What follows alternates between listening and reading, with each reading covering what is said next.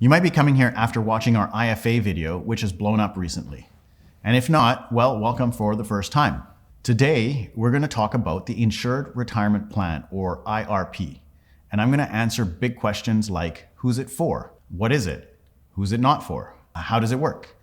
And how does it fit with IFA strategy?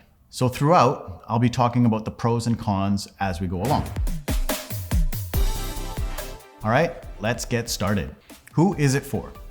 Well, generally, we're doing this with business owners who are incorporated and they leave money inside their corporation or their holding company rather than take it out as income and then put it into their RRSP. The business owner clients that we have typically don't have RRSPs, or they have one that they set up long ago when they worked somewhere and they haven't really touched it or added to it since. So this makes sense because inside your company, the money is taxed at 11 or 12% depending on which province you live in. Whereas if you take the money out for income and then save it for retirement, well, you're probably going to be paying anywhere from 30 to 50% on that money. So it's better to leave it in the corp and only access it when you need. But then the money is trapped inside your company, right? How do you grow it without paying huge income tax? And then how do you use it now while the company is operational? And then eventually, how do you use this money to supplement your retirement? And eventually, how does this go down to your kids? The ideal candidate for this is somebody who owns their company and is generating a profit, which is often held as retained earnings. This is often flowing to their holding company. They have the family, they have their house, and they want to make sure the family's taken care of it if anything happens, and that there's a legacy left for the beneficiaries at the end, which really solidifies the need to be doing this with insurance. They also have at least 5 years, ideally 10, before retirement, right? So that they can have the opportunity to really supercharge things. So what is an IRP, or an Insured Retirement Plan? So this is a strategy that uses insurance and leverage to supplement Canadians' retirement income. What we do is we purchase a whole life insurance policy from one of our top insurance carriers. And then once we have that policy secured and you're in a position to retire, we collateralize the insurance policy with a bank who fronts you a loan or a line of credit.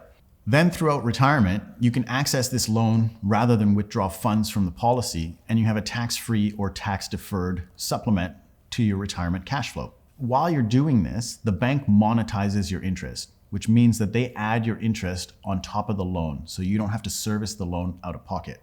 And then one day, when you eventually pass away, the insurance pays out minus the loan and minus the interest. The remainder can go to your beneficiaries completely tax-free because the life insurance pays out tax-free in Canada. Another big benefit is that the policies we're using to do this are tax-exempt life insurance policies, and the growth inside these policies is tax-deferred until you withdraw it. But since we're taking loans against it, that withdrawal never happens, right? So it's really a quite ingenious little system that allows business owners to access a tax deferral on their investments for retirement inside the corporation that's not really available anywhere else. And then eventually when they pass, the whole thing can usually pass tax-free to their beneficiaries. And so to set this up properly, your minimum budget should be an annual deposit of, I would say, around $50,000 or more for at least the next 10 years. Ideally, it would be $100,000 or more for the next 10 years because that opens up the lending options and gives you access to more banks and more different types of services. So the way we do this is we often work backwards with clients from their desired annual cash flow in retirement. So for example, if you want to retire with an additional $100,000 after tax, well, we work backwards to tell you how much you need to deposit now so that you can get that in the future. Who is this strategy not good for? Well, generally we don't see a lot of employees doing this since there are other tax deferral opportunities available like RRSPs, or maybe you have a pension or other type of retirement program. Where we do see employees taking advantage of this is when their income is so high that the annual RRSP limit is not enough to move the needle on tax savings. And usually when you're making this kind of money, it makes sense to incorporate, but some people are not allowed to incorporate for whatever reason. And then there's some people who really don't like insurance, right? So obviously this is not a good strategy if you don't want life insurance in the first place. We've actually had it where somebody wanted to get all of these tax and leverage benefits from the strategy, but was trying to figure out all sorts of ways to get rid of the insurance part. And that doesn't work because life insurance is the underlying core to everything. So if you don't like insurance, then this is not for you. And I'm not going to be the guy to waste my time or your time to try and convince you that this is a good idea. It's not a good idea for you. So like I mentioned above, the budget for something like this would be a 5 or 6 figure annual premium deposit for 10 years or more. And now if this doesn't sound like something that you can get behind, then this, again, probably not for you. Often we'll introduce this concept or strategy to somebody and maybe you're not ready for it now, but you're still building and you're on a trajectory. And then in a couple of years, reach out, right? So in fact, many of our best clients happen just like this, right? They're not ready now, but they come back in a couple of years and then they knock it out of the park. But you really should know that something like this exists before you need it. Now, how does it work? So I'm going to simplify these mechanics of how an insured retirement plan or an IRP strategy works, right? So during your working years, you overfund a life insurance policy to generate a lot of life insurance that you need, but also a very high cash value. And then during your working years, you leverage the cash value in your policy to invest back in your business or into something else. And the whole time this is happening, the policy grows with a dividend and with your additional premium deposits. You don't have to leverage the cash values right now, but you could just fund the policy and let it grow on its own if you want the easiest way, and that's still a good option. If you did borrow, then the lending during your working years would be called a CSV lending or an IFA structure, where you're servicing the debt and using the policy to invest. And then when you get to whatever your retirement age is, which is a minimum of 50 or 55 years old, depending on the bank, then we switch the loan type to an IRP, which is what we're talking about today. So to do that, you sell some of the outside investments to pay out the loan that you've been accruing against the policy. And when we get this loan paid out to zero, then you turn around and leverage the policy right back, usually with the same bank. But then this time this loan is an IRP loan and it's got different provisions.